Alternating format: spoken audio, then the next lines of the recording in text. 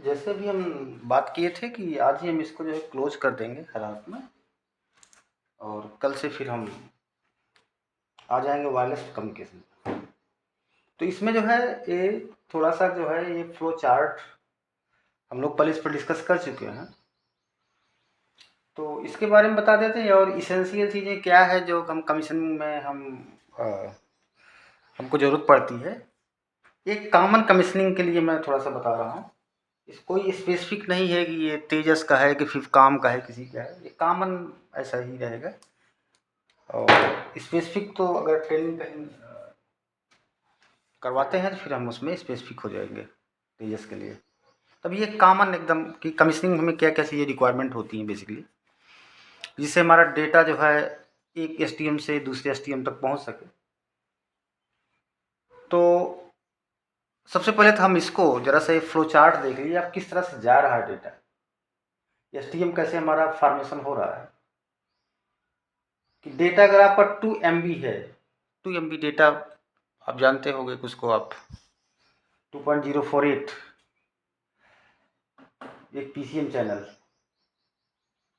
तो 2 MB data में अगर आपका POH उसके साथ में इन्वॉल्व हो जाए, POH पॉइंटर, इस सब के बारे में हम अलग अलग वीडियो बना चुके हैं, उसको आप देख लीजिएगा, डिटेल्स में थोड़ा पढ़ लीजिएगा। तो हम उसको बोलते हैं कि VC12 हमारा फॉर्मेशन हो गया, वर्चुअल कंटेनर 12। अब इसमें अगर पॉइंटर इंसर्ट हो जाए तो ये आपका बन जाएगा TU12। और ऐसे अगर TU12, इसमें मैं 2 बना दिया है। अगर आप इसमें एक KLM नाम सुने होंगे कि KLM क्या करता है कि किसी STM के अंदर में इसका जो TU12 है उसका एक TUG, TU TUG2, TUG3 और TU12, इनके बारे में एक एड्रेसिंग है, एड्रेसिंग नंबर है वो KLM। तो K जो है इसको स्टैंड करता है कि इसको इसके बारे में बताएगा, M इसके बारे में बताएगा और N इसके बारे में बताएगा।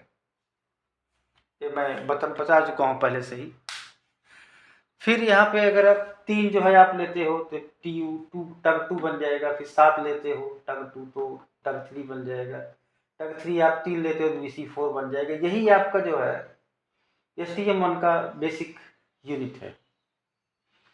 अब इसमें अगर हम फिर पॉइंटर ऐड करेंगे तो AU4 बन जाएगा। फिर इसमें कुछ मॉनिटरिंग के लिए अगर बिट स्टफिंग कर देंगे तो आपका AUG बन जाएगा। इस तरह से अगर आप कई लेते हैं, जैसे 4 ले लीजिए तो STM4 बन जाएगा, एक ही लेते हैं तो STM1 रहेगा। तो अब इसमें इसेंशियल चीज़ें क्या है कि डेटा अगर ये इतना डेटा है हमारा एक STM से दूसरे STM पर जाना भेज रहे हैं, तो उसमें सबसे पहले तो आता है कि IP क्या हम दें। तो IP तो 2 हो गया, एक तो आपकी लोकल IP, उसका मैक एड्रेस कि जिसमें आप STM में लॉगिन कर रहे हैं, और एक एड्रेस है कि कहाँ भेज रहे हैं हम, मतलब कहाँ से कहाँ भेज रहे हैं। इन दोनों के लिए हमें जो है IP चाहिए होगी। तो जो फार एंड का होता है उसको तो हम राउटर IP बोल देते हैं। यहाँ मतलब